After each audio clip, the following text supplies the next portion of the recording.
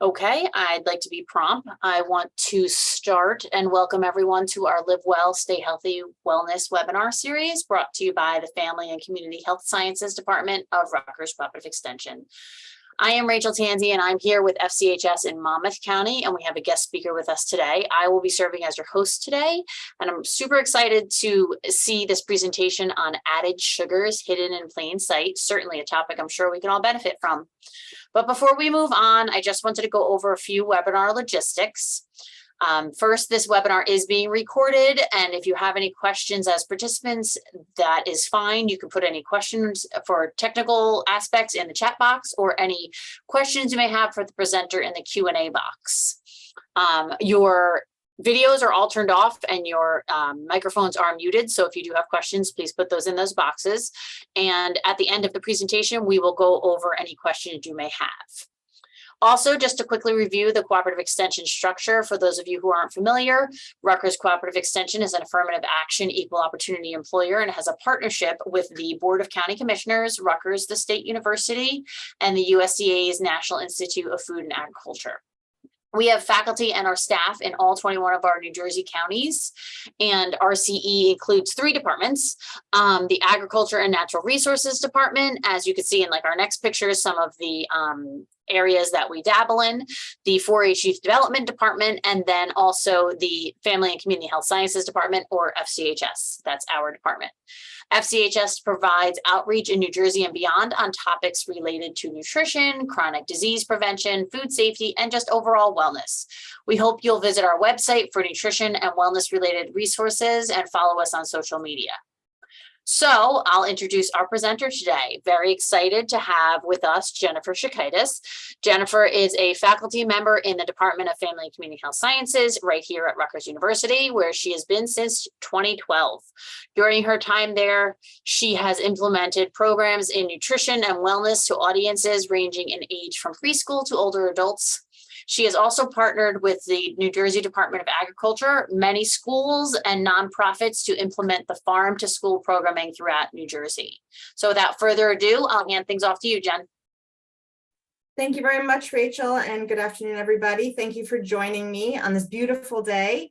I appreciate your being here, and I'm grateful for the opportunity to talk about this topic with you.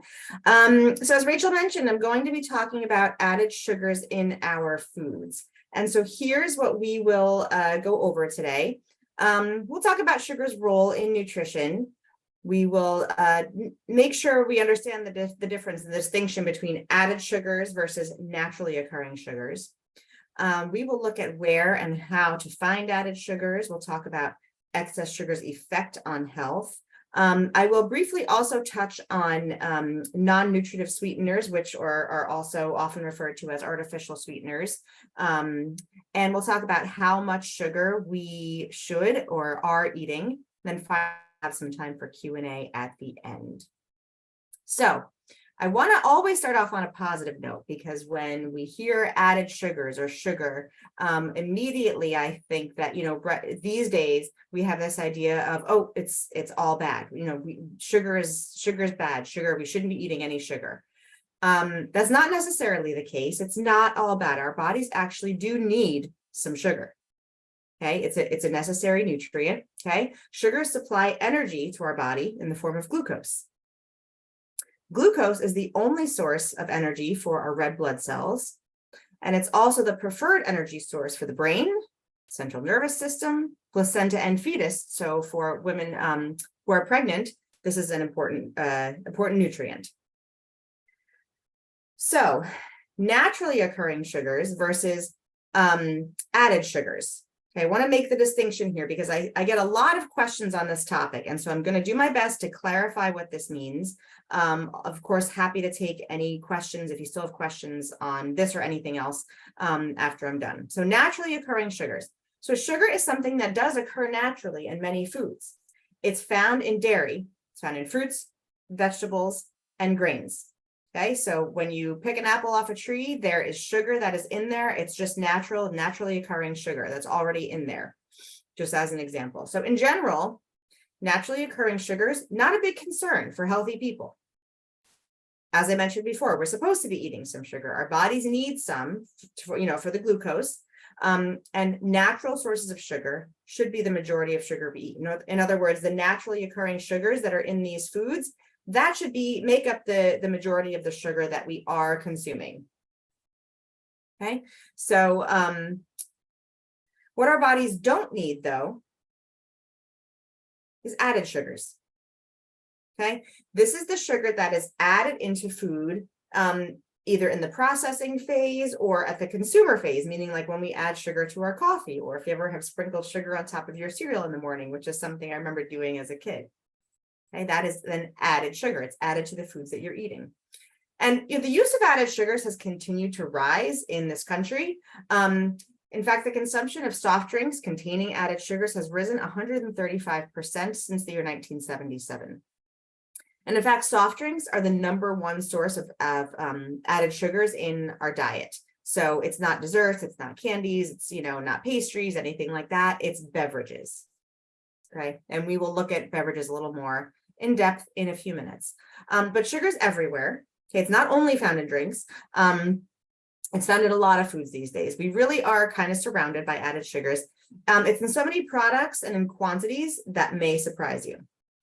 So for example, granola bars, which you see there, often have about 25 grams, which is about 6 teaspoons of sugar. One thing you may want to be wary of are low-fat or fat-free products. Low-fat, fat-free diets were all the rage in like the 90s and into the 2000s. And so a lot of food companies responded by taking the naturally occurring fats out of food. So for example, yogurt. Right? Yogurt is made from milk. Milk has fat in it. So yogurt, companies that made yogurt would then take the fat out or take some of the fat out to say reduce fat. But what happens when you take fat out of a food? It doesn't taste very good. What you can do to make it taste better is to add sugar, and that can help the taste and also the texture of the food that was lost when you took the fat out. So these products were then able to be labeled like fat-free or low fat. But what they didn't advertise is that we also added lots of sugar to make up for the loss of taste and texture that happened when we removed the fat. So it's important to read the labels, which I'll go over label reading in a few minutes. Read the labels to make sure you understand where the added sugars are found in foods. Okay, sometimes they may surprise you. So again, we don't need added sugars. We can get all the sugar that our bodies need in general from foods that have naturally occurring sugars, like what I mentioned before. So dairy, fruits, vegetables, and grains. We don't need added sugars because the greater the consumption of foods and beverages containing large amounts of added sugars, more difficult it is to consume enough nutrients without also consuming more sugar than needed. Consumption of added sugars generally provides calories while providing little, if any, of the essential nutrients that we need, such as fiber, vitamins, minerals. When it comes to naturally occurring versus added sugar, so the sugar that you find in an apple versus the sugar that you find in a soft drink.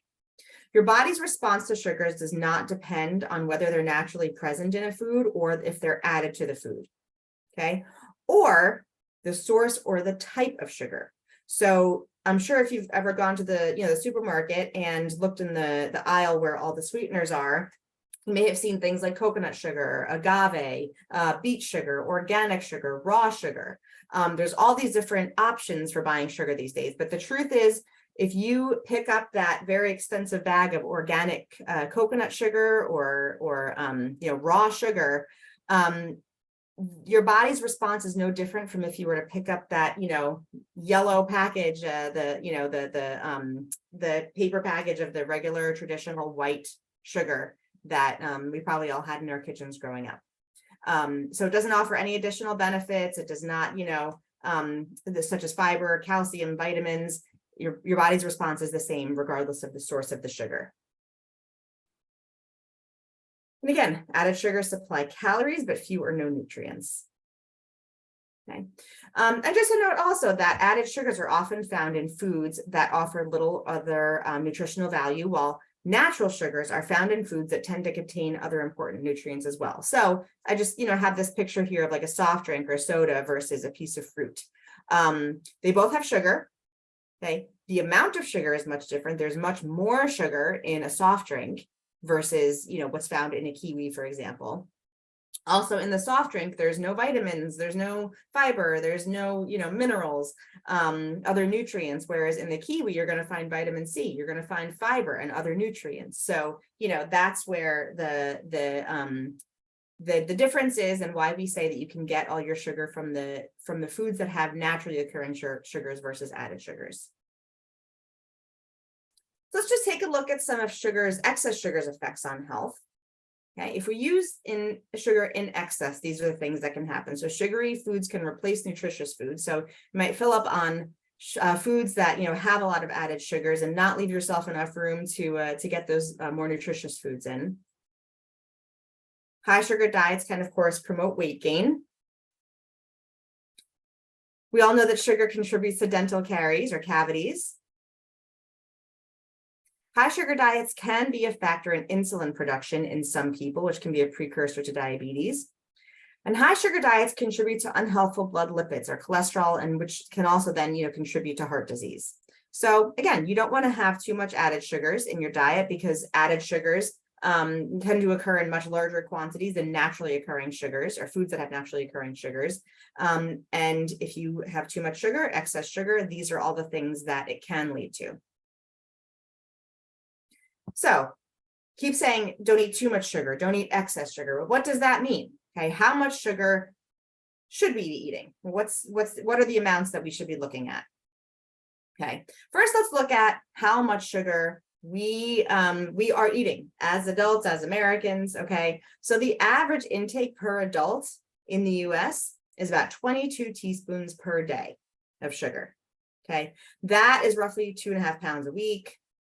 That adds up to 352 calories per day, 135 pounds of sugar a year. So that 350 calories a day, if you look at the nutrition labels that are on foods, that is based on a 2,000 calorie diet. So those 352 calories are like a third of the calories that, about that of calories that should be eaten in a day.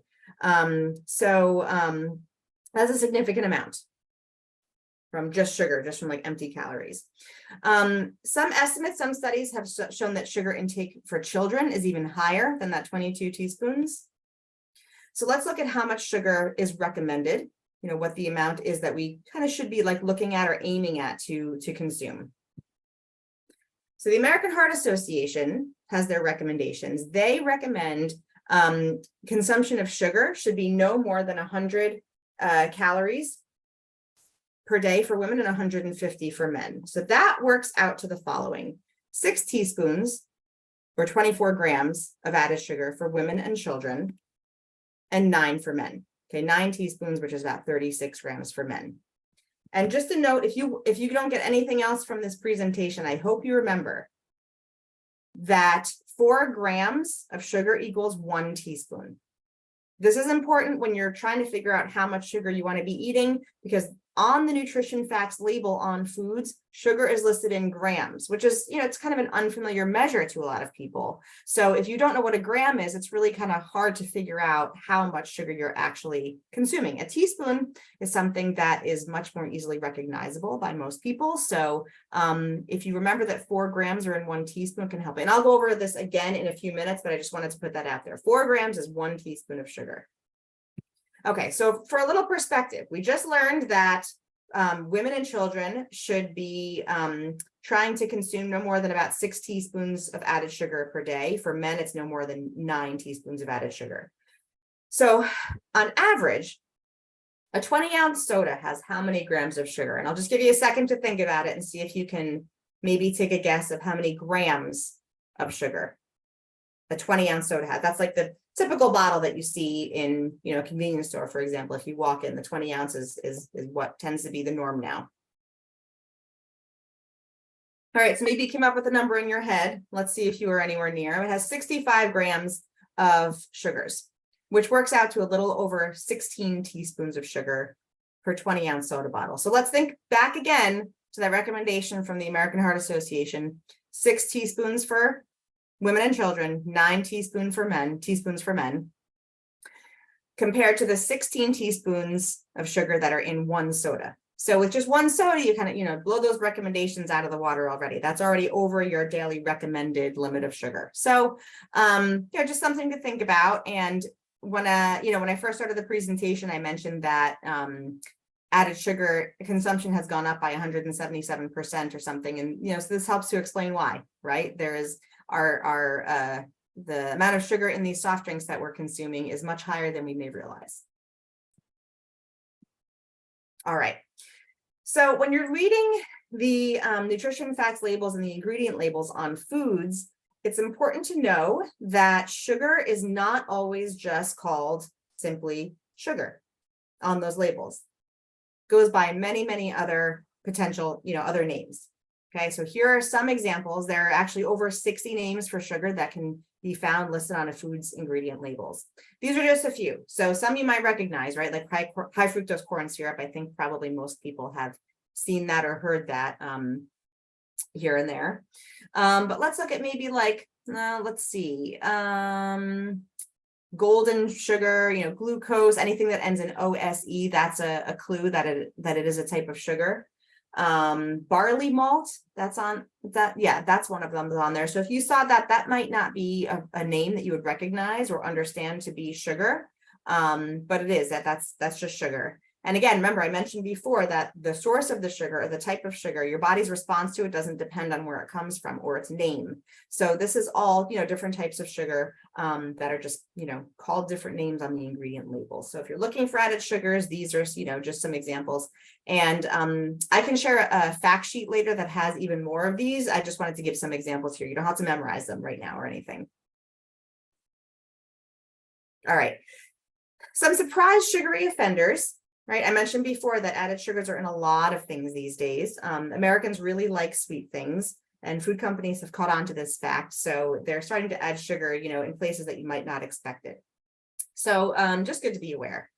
So I mentioned before the low fat or fat-free products. So salad dressing is one example of that, where you might find more sugar than you might be expecting. Okay, again, that's to make up for the taste that is lost when fat is removed. Crackers.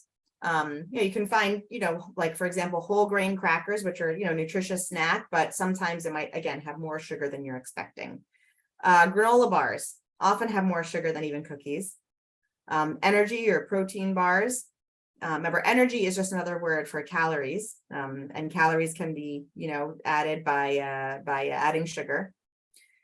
Ketchup or barbecue sauce. This is one of the ones that always surprises people. When I do this presentation in person, I bring some like sample products with me, and I have people figure out how much sugar is in some of these products.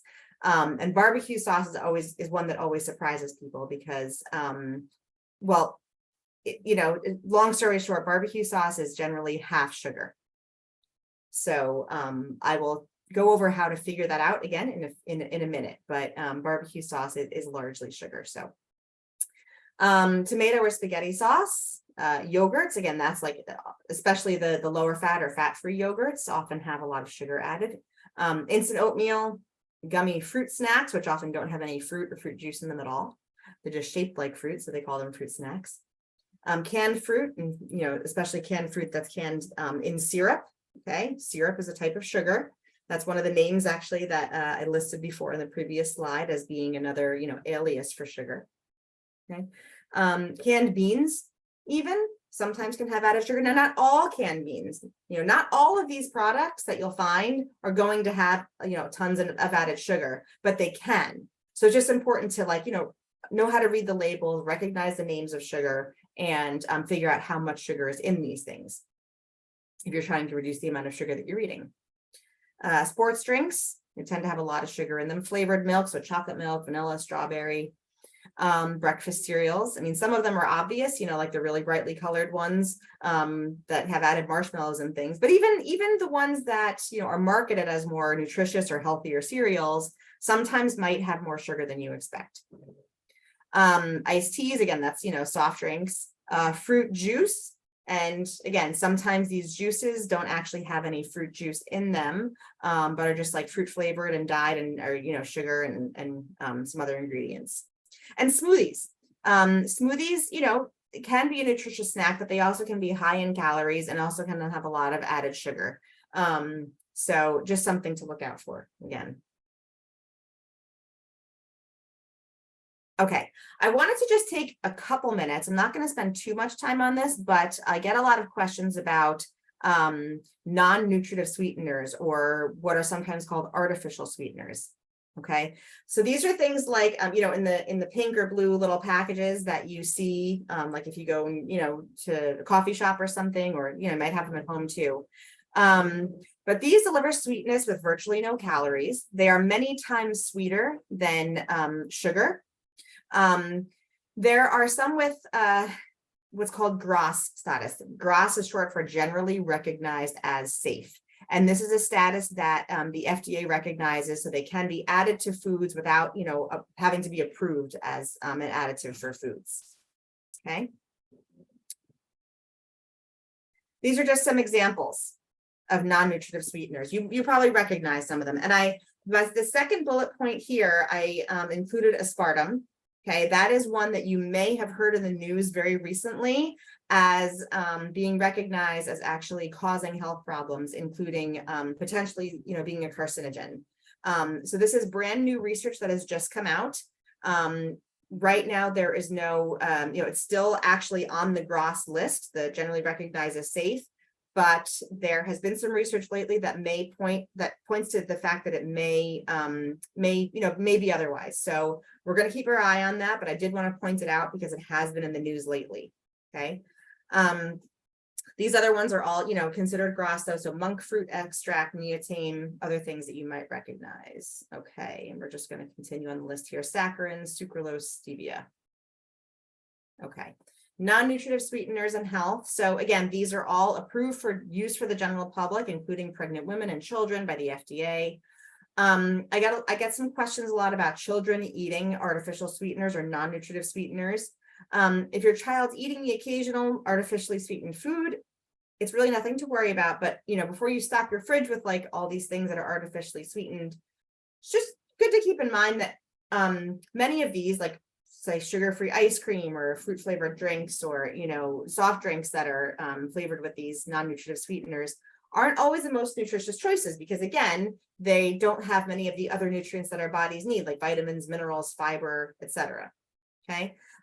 So ideally you want to encourage your children to enjoy a wide variety of foods that have naturally occurring sugars, such as fruits, vegetables, and grains. Okay. Okay.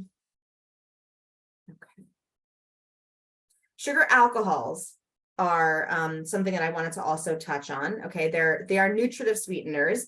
They have about half as much sugar as calories per gram. Okay, they are generally tolerated in moderate doses. Okay, in higher doses, if you consume a lot of sugar alcohols, which are found in a number of products, including candies, gums, etc., they may cause some issues such as gas, stomach pain, diarrhea. They do not contribute to tooth decay, and they are slow absorption for diabetics. So they are, sometimes recommended for, or considered a good option for diabetics. Okay, so how can we reduce the amount of sugar that we eat? There's a number of ways. I'll give you a few tips and tricks to understand how much sugar is actually in the foods that you're buying and consuming. So ingredient labels, you can use these to your advantage. Okay, I mentioned before that sugar does come in many other names. So I listed some of them, and those are things that are often found on the ingredient label. So if you understand what to look for or recognize some of the more common names for sugar, this is how you can recognize that there's sugar in certain foods. So keep in mind that ingredients on the nutrition or on the ingredient list, like you see here on this example product, are listed in order by highest concentration first. So if you see something that has, a food that has sugar as the first ingredient, you know that that is the main ingredient in that food. So you want to try to avoid these foods. If you're trying to reduce sugar in your diet, you want to avoid foods that contain sugar as one of the main ingredients. In other words, the first like 1, 2, or 3 ingredients in that food. So here's just an example of pancake syrup. This is the ingredient list for pancake syrup. And you'll notice the first ingredient is corn syrup. And then the second ingredient is high fructose corn syrup, both of which are sugar. The third ingredient is water.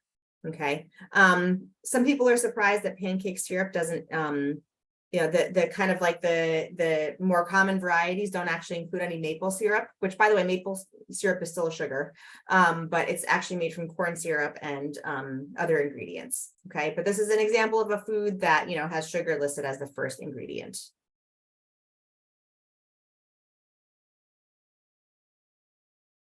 Okay.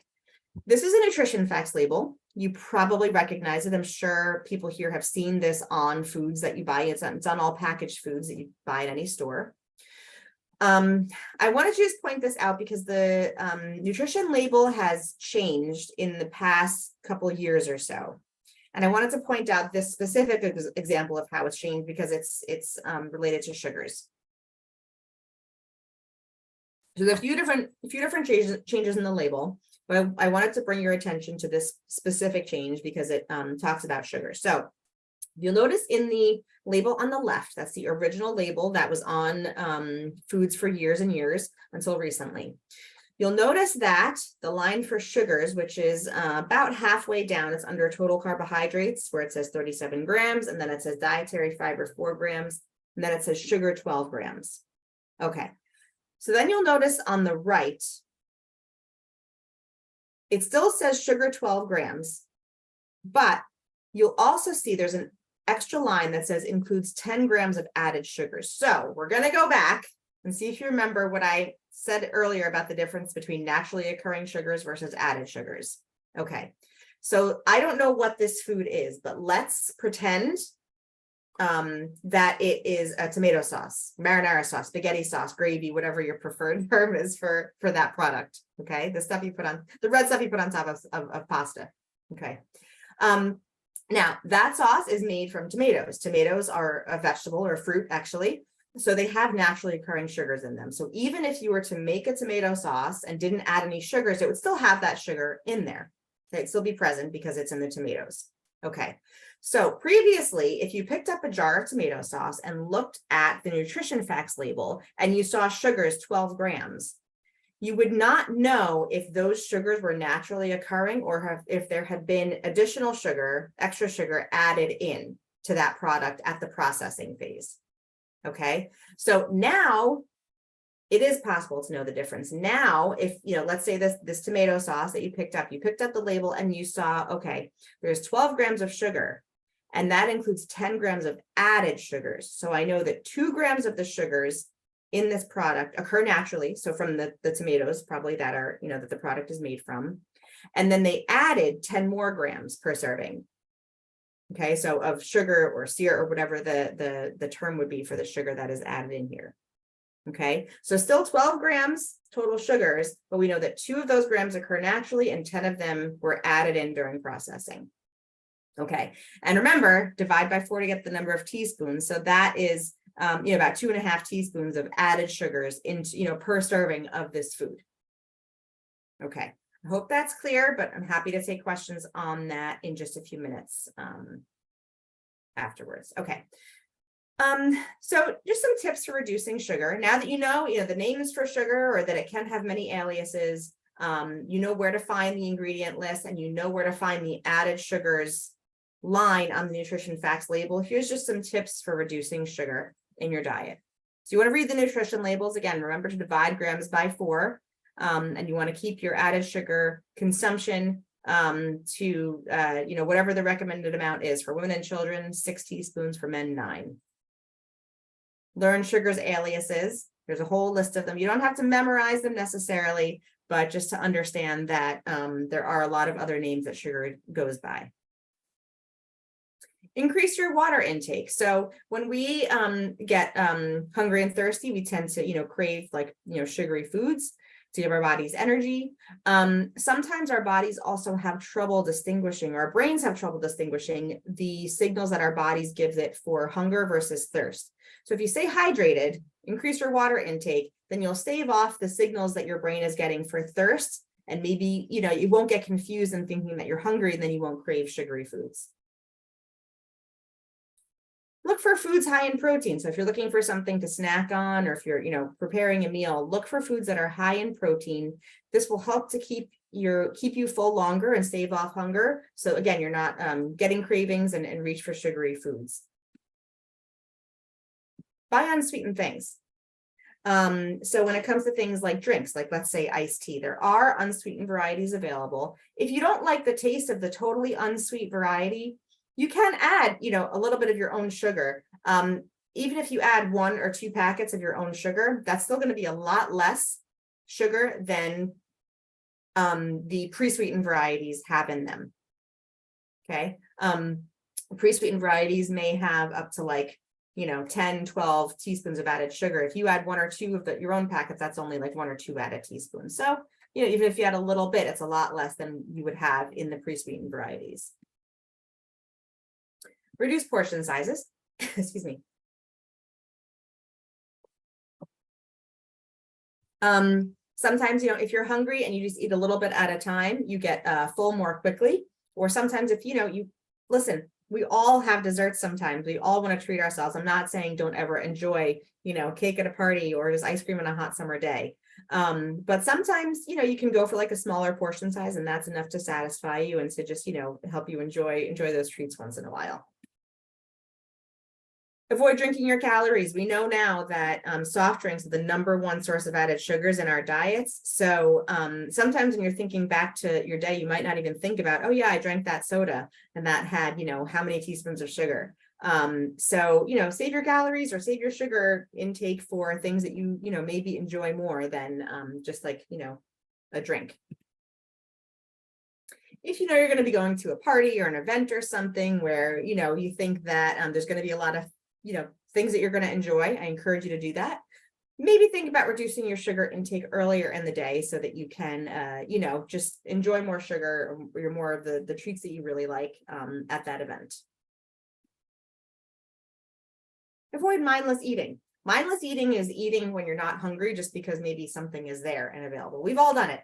Let's say you're out at a restaurant and you eat your meal and you're full, but you still have some fries left on your plate. So you're just sitting there picking at them because they're there, not because you're hungry, right? So until that plate is cleared away, you're just going to kind of continue to mindfully, eat or snack on whatever's in front of you.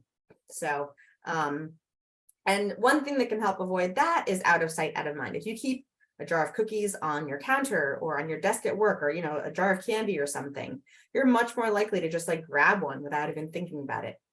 You put things away, much less likely to go looking for it, right? Than to just like grab it because it's super easy. So out of sight, out of mind, keeping things put away so that you don't just like grab something super easily and add to your sugar intake. Okay, there are some extra resources for you here. I'm going to share these with Rachel, and she can hopefully maybe email them out to people who came today, Sure. so that you have some additional resources on added sugars. There's a fact sheet there, and that fact sheet lists a lot of the names for added sugars that I mentioned before, the aliases for added sugars, so you don't have to worry about remembering all of them. You'll have them there in front of you, and some other resources as well from the American Heart Association and the American Dietetic Association on added sugars. So Wow, that was great, Jen. Thank you so much.